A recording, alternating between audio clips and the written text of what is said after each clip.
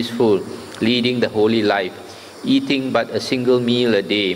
Why is their complexion so serene?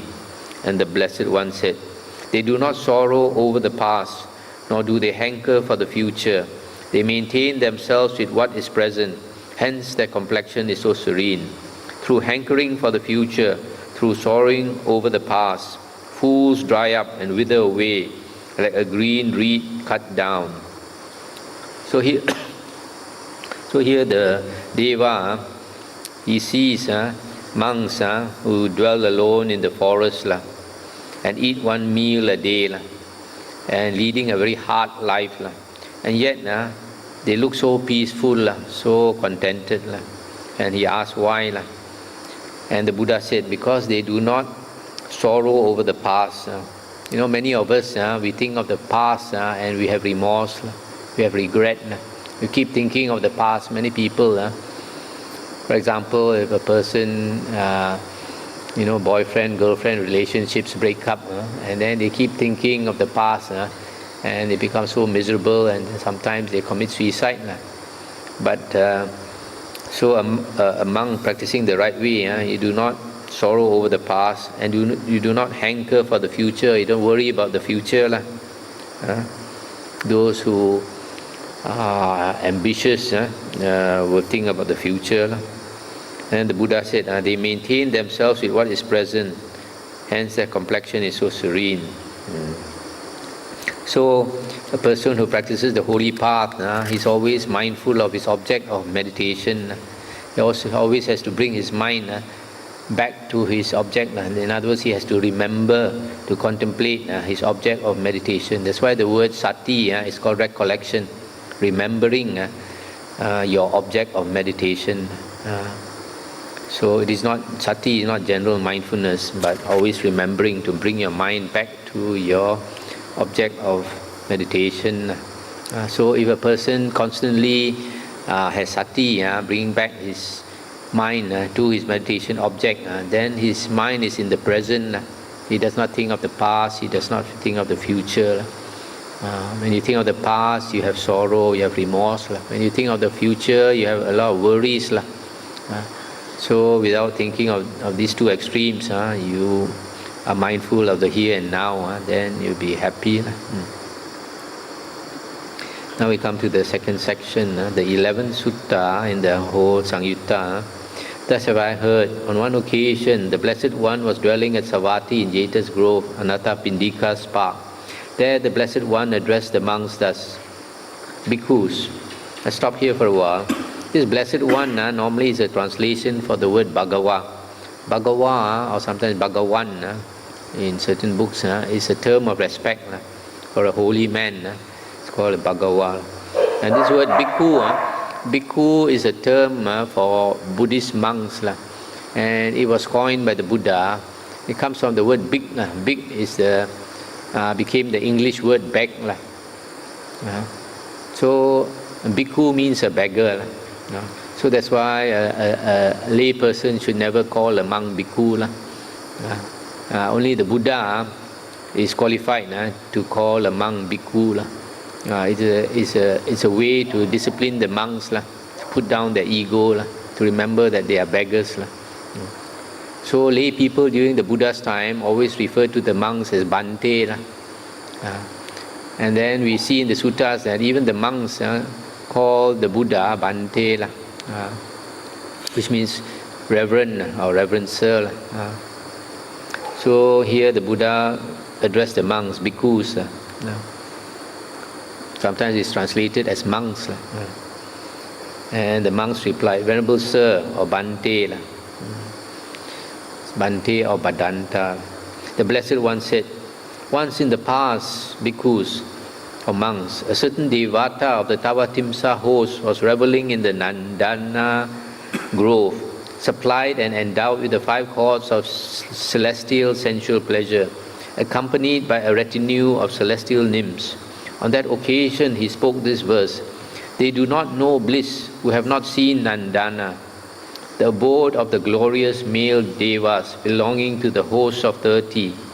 When this was said, monks, a certain Devata replied to that Devata in verse, don't you know, you fool, that maxim or the saying of the Arahants. Impermanent are all formations. Their nature is to arise and vanish. Having arisen, they cease. Their appeasement is blissful. This chant, sometimes we chant Anicca Vata Sankhara Upada Vaya Dhammino Upajitawa Nirujanti Te Sang Upasamo Sukho. This chant is used in a funeral when somebody passes away. So this Tavatimsa heaven is the heaven of the 30 or 33 because there are 30 or sometimes they mention 30, sometimes they mention 33. The Deva Rajas there number 30 It's like our Sultan. There are leaders there are 30 or 33 of them. That's why it's called Tavatimsa heaven. So and in this heaven there is a very beautiful garden called the Nandana Grove. So when you are reborn in that heaven, you enjoy all kinds of heavenly pleasures in that Nandana Grove.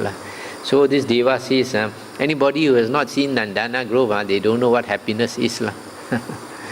But this the other Deva, he's smarter. So he said, don't you know what the Arahants say? Then he quoted this, impermanent are all formations. All the things in the world are impermanent. The nature is to arise and vanish. Having arisen, they cease.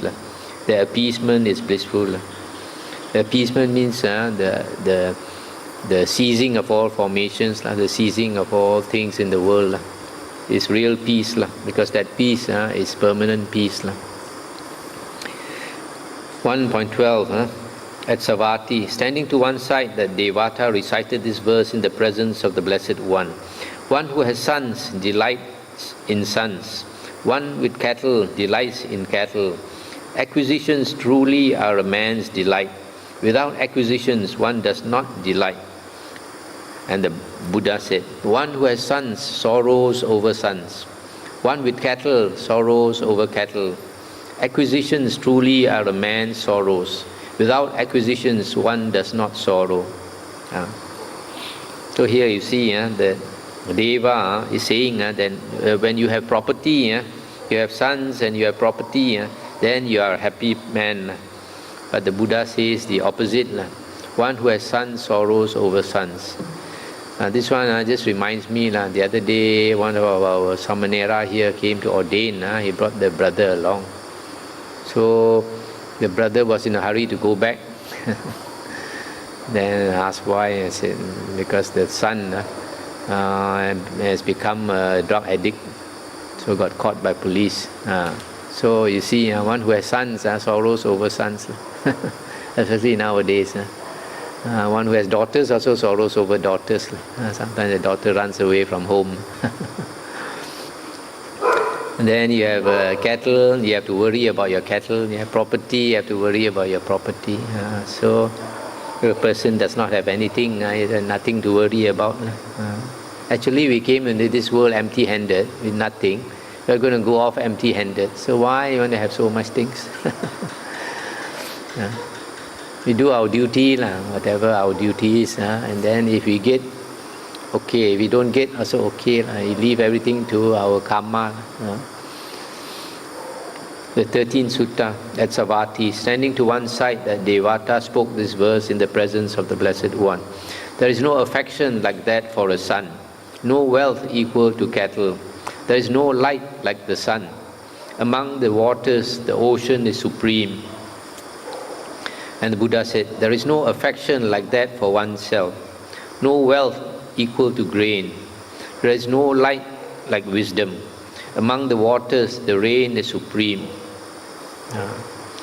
So you see, the Buddha, the Deva says, there is no love like that for a son. But the Buddha says, there is no love like that for oneself. Because even though whatever we like or whatever we love, the love for oneself is the greatest. Because of our ego, we love ourselves the most. If you say you love somebody more than yourself, you are hypocritical. And then he